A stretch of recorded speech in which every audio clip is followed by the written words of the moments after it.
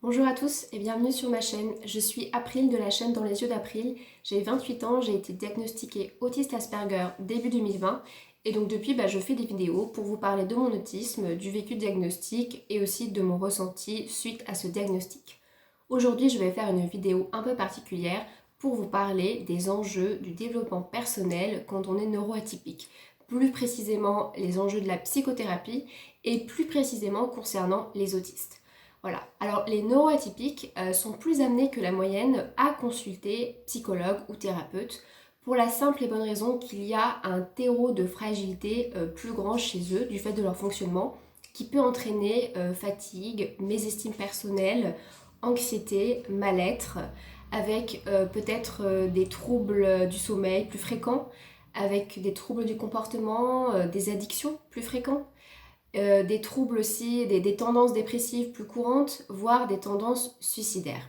Voilà, donc une fois que ces personnes neuroatypiques osent entrer dans un cabinet de psychologue ou de thérapeute, on peut se poser la question de savoir comment le thérapeute prend-il en compte le fonctionnement bien particulier de son patient dans un travail psychothérapeutique.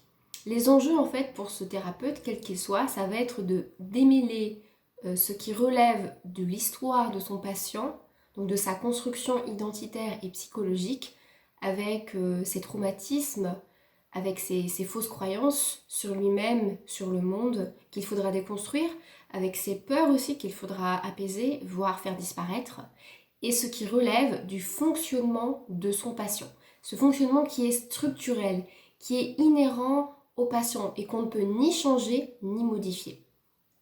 Voilà, alors pour ce fait, il faudra dans un premier temps pour ce thérapeute, il faudra qu'il sache identifier les fonctionnements différents, les fonctionnements neuroatypiques, qu'il connaisse ces fonctionnements-là.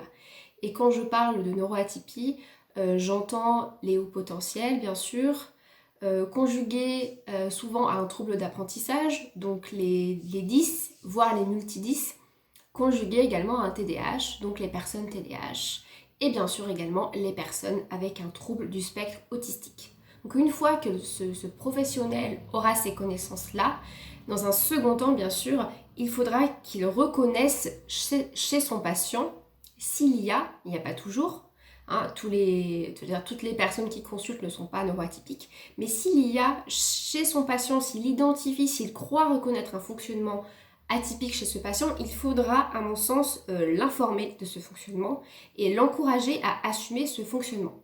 Alors pourquoi l'informer là encore?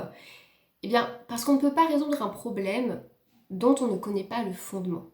Et c'est aussi vrai pour le thérapeute que pour le patient, en fait. Et aussi parce que il faut bien se rendre compte qu'un neuroatypique est incapable, je crois, de s'imaginer qu'une personne a un fonctionnement différent de lui. Incapable d'imaginer sans aide. Il commencera à se poser des questions s'il fait des lectures, s'il rencontre quelqu'un neuroatypique comme lui, qui lui dira tiens, mais moi, je sens ça aussi, je pense comme toi, je suis au potentiel ou je suis autiste, tu devrais peut-être te pencher sur la question. Ou bien sans l'aide éclairante et bienveillante d'un professionnel. C'est pour ça que le rôle des professionnels dans le diagnostic est fondamental. Et quand je dis diagnostic, je ne dis pas forcément poser une vérité absolue, je ne dis pas forcément une vérité, je ne dis pas forcément une phrase qui soit figée dans la glace, mais en tout cas d'émettre une hypothèse, de poser la question, de mettre cette question au cœur de la psychothérapie et libre au patient ou non de de se saisir de cette information sur lui-même pour aller voir plus loin, pour cheminer ou pas. Mais en tout cas, s'il décide de le faire, s'il décide de cheminer et s'il s'auto-diagnostique ou s'il entreprend des démarches diagnostiques, il faudra bien évidemment de la part de ce thérapeute qu'il prenne en compte ce fonctionnement-là dans la psychothérapie. C'est le troisième point. Pourquoi le prendre en compte? Eh bien tout simplement pour lui proposer des outils adaptés à son fonctionnement. Ça exige donc de la part de ce professionnel de faire du cas par cas et de bien, on va dire, identifier chez son patient les souffrances et les causes de ces souffrances.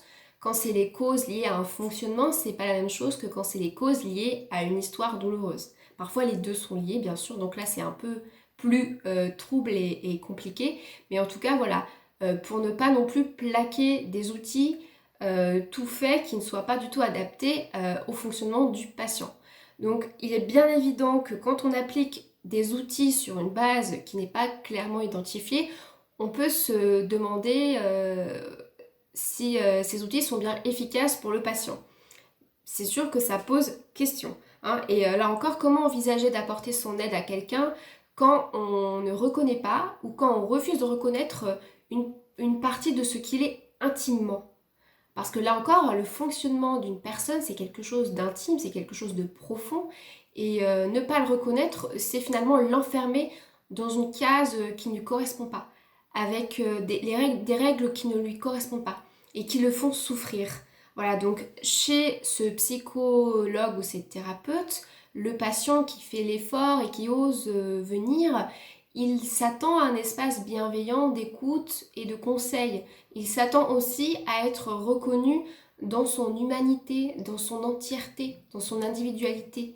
Et c'est sûr qu'un professionnel qui connaît mal les fonctionnements atypiques et qui vont parler d'anxiété anormalement élevée sans comprendre la cause de cette anxiété, eh bien ça va donner parfois des psychothérapies qui sont totalement inefficaces, voilà, et qui vont encore une fois rendre le patient prisonnier de lui-même. Le patient neuroatypique, souvent j'ai l'impression, en tout cas moi c'est ce que je ressens, il est enfermé à l'intérieur de lui-même. Il est enfermé dans ses souffrances et il a une histoire très douloureuse avec le rejet et liée à sa différence.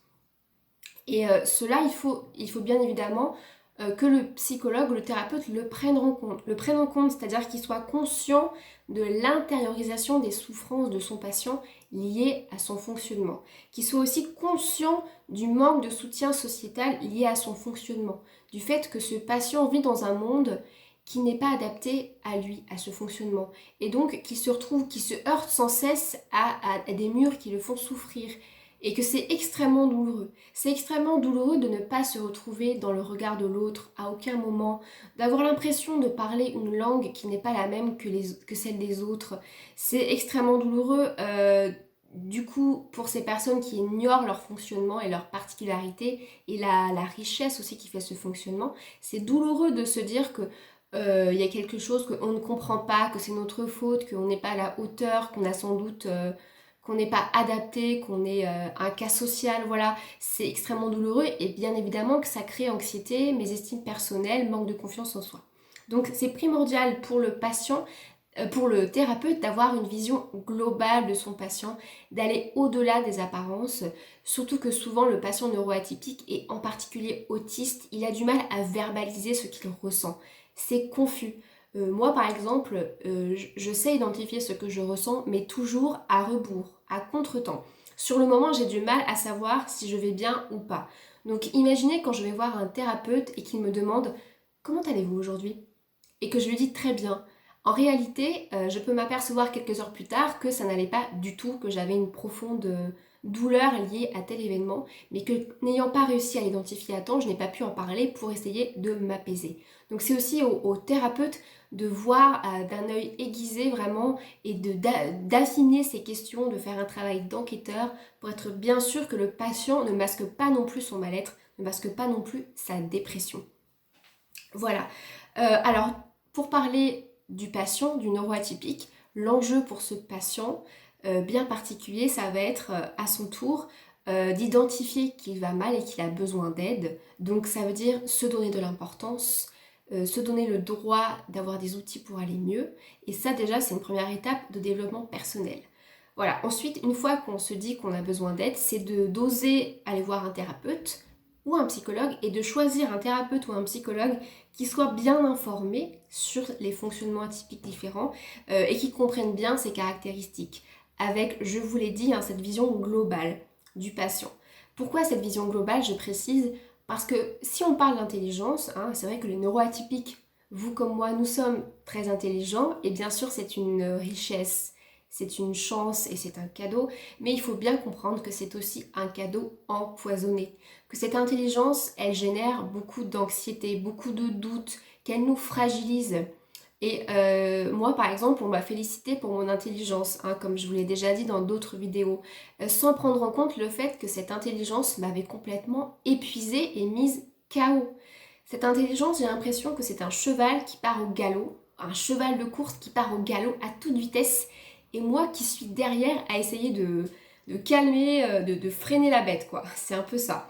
C'est vraiment quelque chose qui me dépasse, comme un monstre que je n'arrive pas à canaliser, enfin un monstre ou en tout cas une créature que je n'arrive pas à canaliser pour profiter pleinement de ses bienfaits.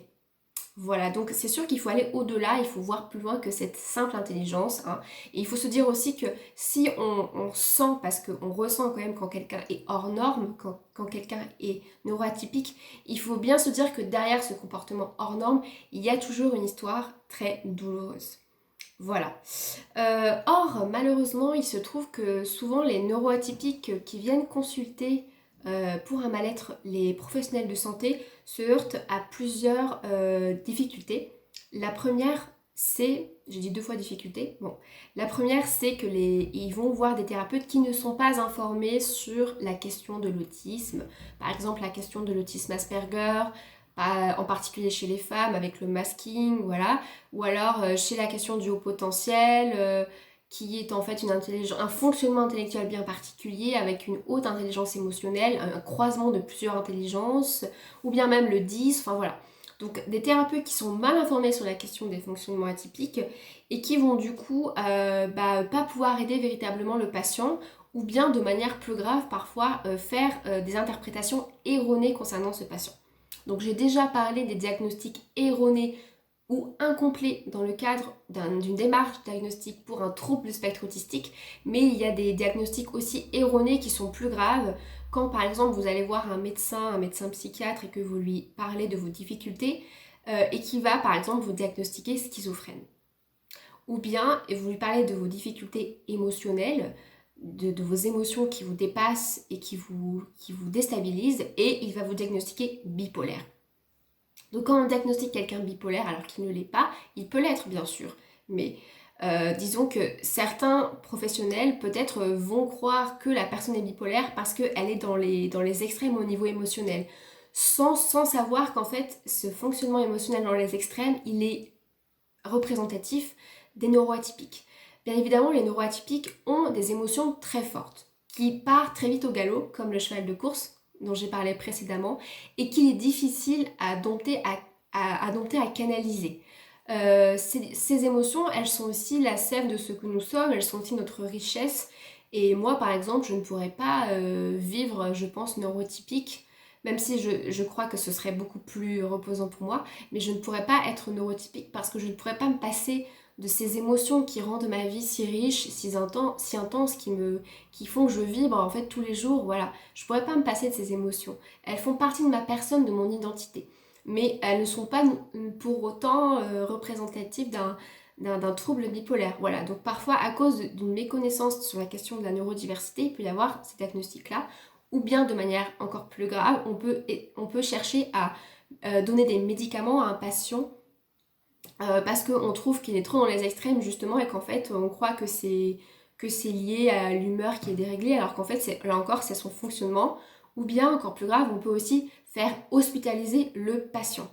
Voilà, alors par exemple dans le cas de la dépression, c'est intéressant de se dire qu'il y a plusieurs dépressions en fait, que je pense que la dépression chez le neuroatypique elle s'exprime différemment que chez les neurotypiques.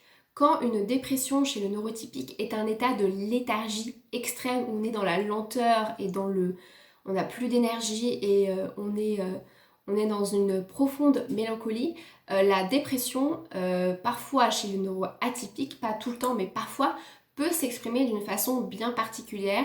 Par exemple, avec au contraire, plutôt qu'une léthargie, une hyperactivité, une tendance à faire plus pour combler le vide, pour échapper à l'angoisse. Et donc c'est sûr que quand on se retrouve devant un thérapeute qui n'a pas identifié cette dépression-là et qui croit que parce que le patient est très actif, il va bien, eh bien ça peut, là encore, on peut passer à côté d'un mal-être profond et de tendance dépressive profonde.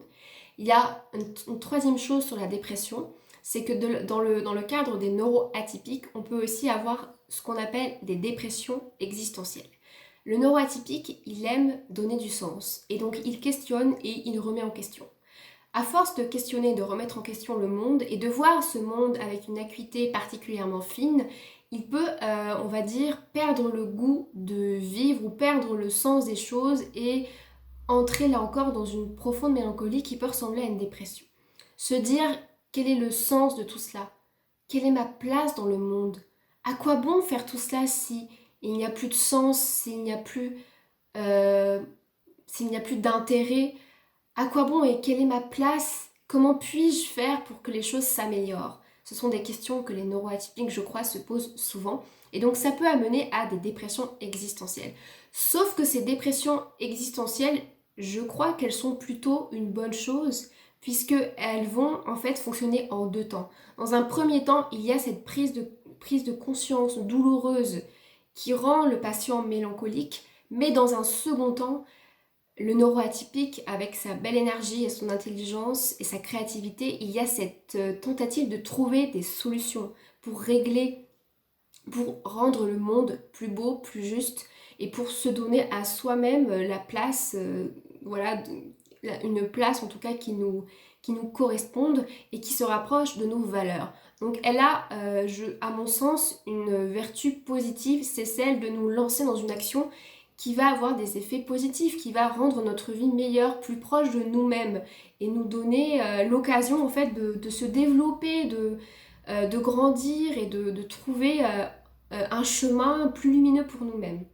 Or, un thérapeute qui n'identifie pas cette dépression existentielle, justement, il va donner des médicaments, il peut donner des médicaments aux patients et ce médicament va avoir l'effet pervers de couper la créativité de son patient qui est en existence, qui est en dépression existentielle, mais qui en fait est en train de se transformer, de muer.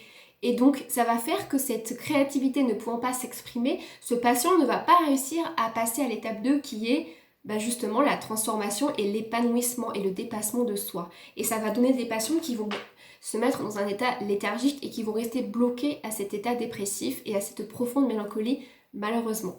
Voilà pour les raisons pour lesquelles il faut être vigilant sur vraiment comment aussi s'exprime le mal-être chez ce patient. Comment comment la douleur, elle s'exprime chez son patient. C'est comme la question du bonheur. Le bonheur, bien sûr, il y a des normes de bonheur, mais je ne suis pas d'accord avec ça. Il y a des recettes de bonheur, mais je ne suis pas d'accord avec ça. Les neuroatypiques que nous sommes, nous ne sommes certainement pas d'accord avec les recettes de bonheur. Et c'est sûr que de croire qu'un patient, pour être heureux et bien dans sa vie, il a besoin d'une compagne ou d'un compagnon, il a besoin de sortir, de s'aérer, de voir des gens. C'est sûr que si vous prenez le cas d'un autiste, non, un autiste, il a besoin de son espace, il a besoin de sécurité et il est très vite fatigué. Donc si vous lui dites que ce n'est pas normal, qu'il n'ait pas de compagnon, ce n'est pas normal qu'il soit seul chez lui et qu'il passe tout le week-end enfermé dans le noir, vous allez le culpabiliser et puis vous allez lui donner, lui renvoyer une image négative de lui-même et puis tenter de lui donner des outils qui ne sont pas du tout adaptés à son fonctionnement. En fait, si on passe 2 jours dans le noir, c'est parce qu'on essaie de se reposer cognitivement, sensoriellement. Ce n'est pas parce qu'on ne va pas bien ou ce n'est pas parce qu'on veut voir personne et qu'on est asocial. Enfin, si, mais en tout cas, pour le moment, on a besoin de se reposer, vous voyez. Donc, c'est pas forcément une mauvaise chose, voilà. Encore faut-il que le thérapeute soit au courant de ces fonctionnements-là. Voilà, alors, suite à cela, les problèmes aussi que va rencontrer le patient,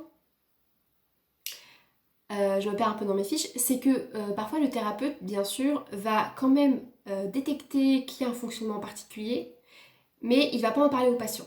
Parce que là encore, il faut pas dire, il faut rassurer, il faut pas mettre les gens dans des cases, et il faut pas, je sais pas, catégoriser trop vite les gens, sauf que quand il y a souffrance, bon bah, forcément on peut se demander si c'est vraiment constructif tout ça, mais il y a aussi cette tendance à ne pas dire, voilà, même quand on sent des choses. Et enfin, il y a aussi la tendance à ne pas du tout vouloir prendre en compte le fonctionnement de son patient. Alors, ça va être le cas quand les patients se sont auto-diagnostiqués et qu'ils le disent au thérapeute et que le thérapeute va dire oui, non mais ça, c'est pas la priorité, ou on verra plus tard. Donc si le patient il a lu un article par hasard sur internet qui parlait de la douance, il s'est reconnu, la lumière s'est éclairée et qu'il va voir son thérapeute et il lui en parle et que le thérapeute lui dit oui mais non mais ça c'est pas le sujet, parlez-moi de votre enfance, ça va là encore nier la personne.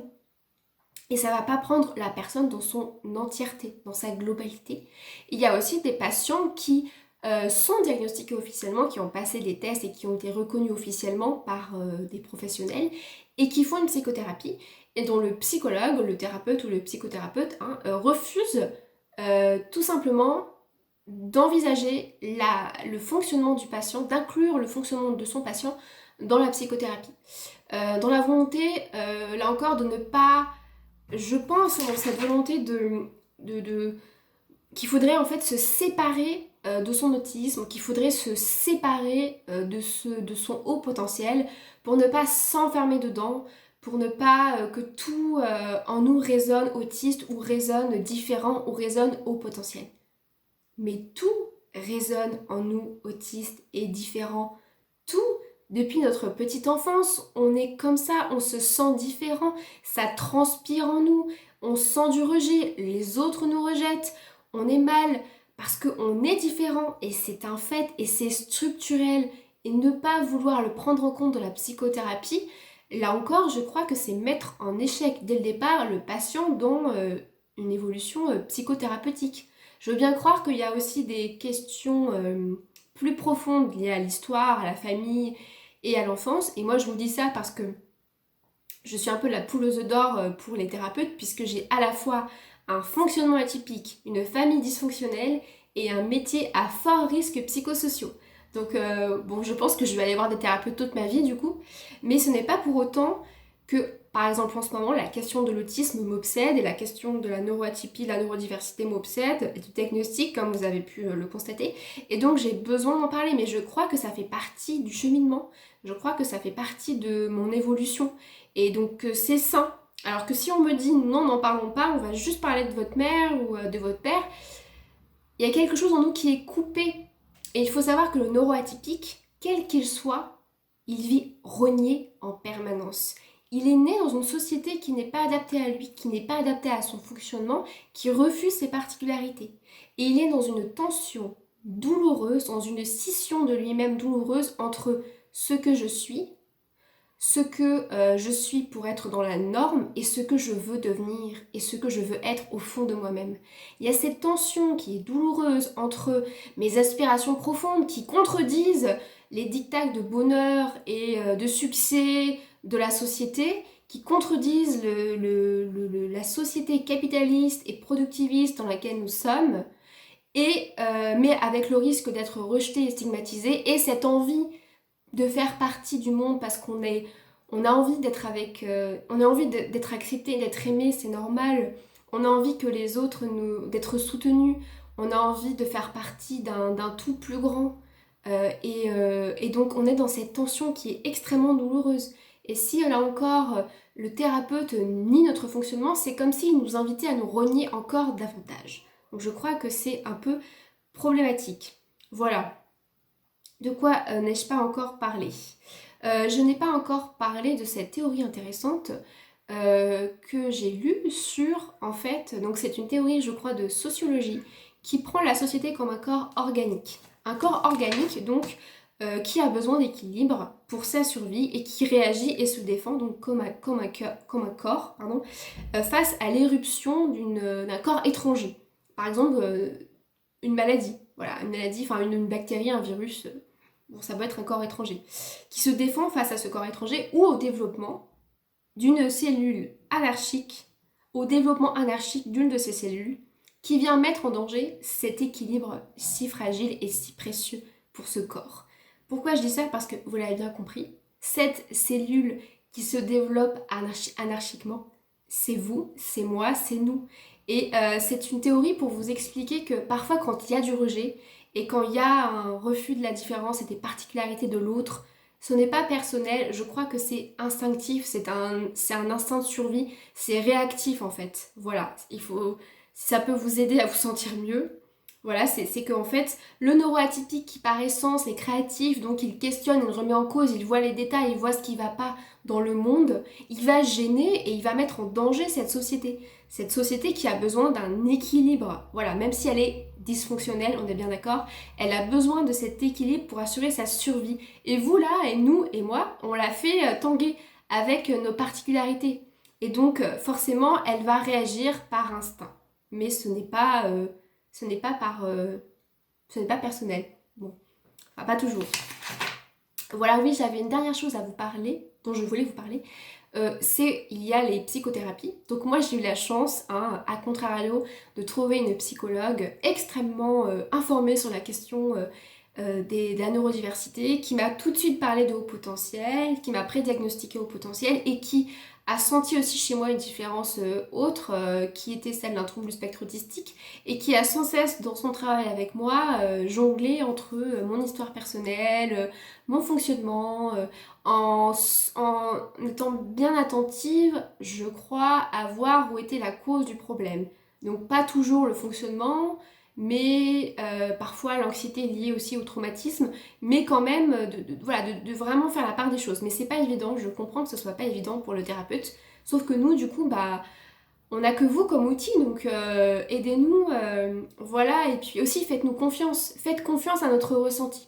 Par exemple, un autiste qui dit, et je crois que beaucoup d'autistes disent à quel point les diagnostics les ont soulagés, comment on peut croire après cela qu'il vaut mieux ne pas dire, ne pas diagnostiquer? Est-ce qu'on pourrait pas un peu faire confiance au ressenti des autistes qui disent que la vraie condamnation, c'est de ne pas savoir? Si on dit ça et si tout le monde le dit, ou la grande majorité, est-ce qu'on pourrait pas un peu écouter ce ressenti et faire confiance à ce ressenti et évoluer dans sa pratique et dans ses mentalités? Voilà, je ferme la parenthèse. Et donc moi j'ai aussi fait beaucoup de développement personnel, plus globalement, où j'étais allée voir par exemple donc j'ai fait de l'hypnose, j'ai fait de la kinésiologie, j'ai fait, vous savez, quand c'est la déprogrammation de la mémoire émotionnelle, j'ai fait toutes ces choses-là. Et ça a été un bon voyage, j'ai appris plein de choses, j'ai aussi beaucoup lu de livres de développement personnel, mais il y avait une tendance quand même chez les thérapeutes, là encore, à me prendre, vous savez, dans une certaine norme. Et par exemple, ils me disaient beaucoup, vous êtes dans le mental. Vous êtes dans le mental, vous êtes trop dans le mental. C'est mal, vous êtes dans le mental. Et il faut revenir dans le corps, il faut revenir dans les sensations, dans les émotions, etc. Et donc, il me faisait souvent des exercices pour que je sois plus connectée, que la tête soit plus connectée au corps. Alors oui, je le sais, et je sais que ce n'est pas sain. Mais en fait, est-ce qu'on se pose la question du pourquoi je suis dans le mental? Si je suis dans le mental, c'est parce que en fait, c'est pour me protéger d'une surstimulation sensorielle, d'émotions qui me débordent, ces chevaux de course qui partent au galop toutes les minutes, toutes les heures, pas toutes les minutes, mais souvent. Donc forcément qu'à un moment, par instinct et par sécurité personnelle, je vais me mettre dans mon mental. Voilà, oui, je le sais. Mais là encore, si on n'a pas conscience du fonctionnement intellectuel de tout le monde, on peut, là encore, vouloir modifier la personne, donc vouloir qu'elle soit plus dans son corps, parce que c'est comme ça qu'il faut être dans le ressenti, faut être dans l'ici et maintenant. Mais en fait, moi, si je suis tout le temps dans mon corps, je m'effondre vraiment. Je crois que je ne suis pas faite pour être tout le temps dans mon corps. Alors, je suis un être qui mentalise et qui intellectualise beaucoup, je sais, mais là encore, c'est mon fonctionnement.